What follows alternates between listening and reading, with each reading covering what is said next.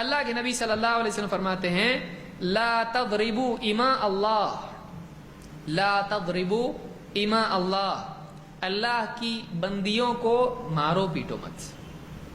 بہت سارے لوگ اس حد تک چلے جاتے ہیں کہ وہ بیویوں کی پٹائی کرنا بھی اپنے لیے فخر کی چیز سمجھتے ہیں۔ اس کی مردانگی کس میں ہے؟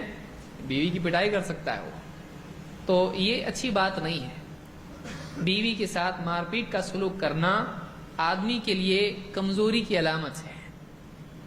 یہ اس بات کی علامت ہے کہ وہ کنٹرول نہیں کر سکتا ہے بیوی کو، وہ اس کو قابو میں نہیں رکھ سکتا ہے، مجبوراً اس کو مار پیٹ کرنا پڑ رہا ہے۔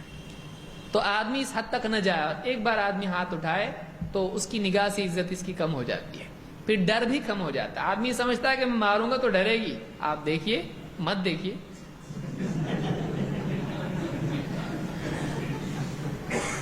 آدمی جب ہاتھ اٹھاتا ہے بیوی پہ تو اس آپ کے پاس ہاتھ ہے، آپ کے ہاتھ کتنے لمبے ہیں، اس کی زبان اس سے زیادہ لمبی ہو جاتی ہے۔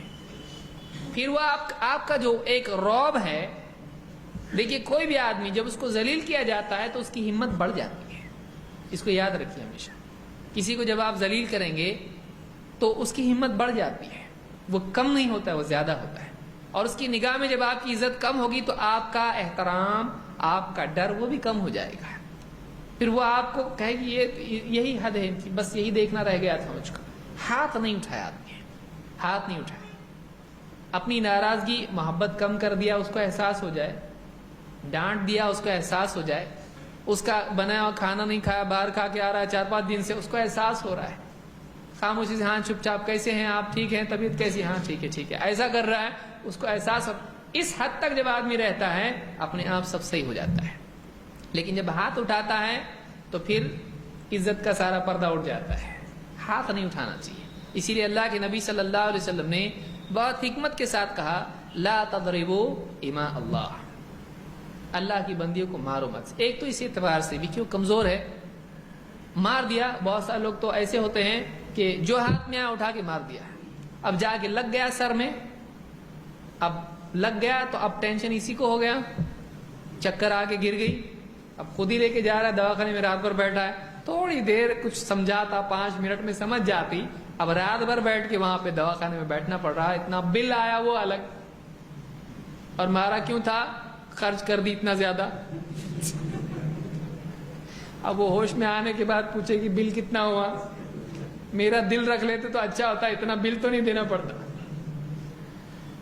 تو آدمی بعض اوقات ناسمجھی میں نقصان بڑھاتا ہے، تو مار پیٹ نہیں کرے، یہ پہلا اصول ہے۔ عزت اپنی باقی رکھنا ہے، رعب اور دبدبہ اپنا باقی رکھنا ہے، تو آدمی تعلقات کے اعتبار سے ہی اس کو قابو میں رکھے۔ کبھی کبھی عورت، دیکھیے وہ بھی انسان ہے، آپ بھی انسان ہیں، وہ بھی انسان ہے، تو ایسا ہوتا ہے، ہر ایک کے مزاج میں فلکچویشن ہوتا ہے، اور زندگی چلتے چلتے کبھی کبھی ایسا ہوتا ہے کہ اچانک انسان اب جاتا ہے ساری چیزوں سے، اور اس میں چڑچڑاپن آتا ہے، کبھی کچھ بول دیتا ہے، کبھی کچھ کام نہیں کرتا ہے، کبھی آپ نے کچھ کہہ دیا، اس نے یاد نہیں رکھا اس کو، اور نقصان ہو گیا آپ کو، ہو سکتا ہے۔ بعض علماء کا ایسا بھی سننے آیا کہ انہوں نے کتاب لکھی، بیوی نے اس کتاب کو جلا کے کچھ کر دیا، ان کو معلوم ہی نہیں کہ کاغذ کا ہے کہ، یا اس کو کہیں ڈال دیا، تو اب بتائیے ان کے دل پہ کیا بیتی ہوگی۔ اتنی ساری تحقیق سے اتنا لکھا، اور بیوی نے کسی اور کام میں اس کو ڈال دیا ہے، کباڑ خانے میں ڈال دیا، کوڑے میں، یا کہیں اور ڈال دیا، ردی میں دے دیا اس کو۔ ایسا بھی ہوتا ہے، کیونکہ سب کی بیویاں پڑھی لکھی نہیں ہوتی ہیں، تو اگر ایسا زندگی میں ہو، اس کی باقی چیزیں دیکھنا چاہیے، کسی ایک چیز کی وجہ سے اس کے ساتھ مار پیٹ نہیں کرنا چاہیے۔ یہ پہلا اصول ہے، اس کو امام ابو داؤد اور نسائی ابن ماجہ حاکم نے روایت کیا ہے۔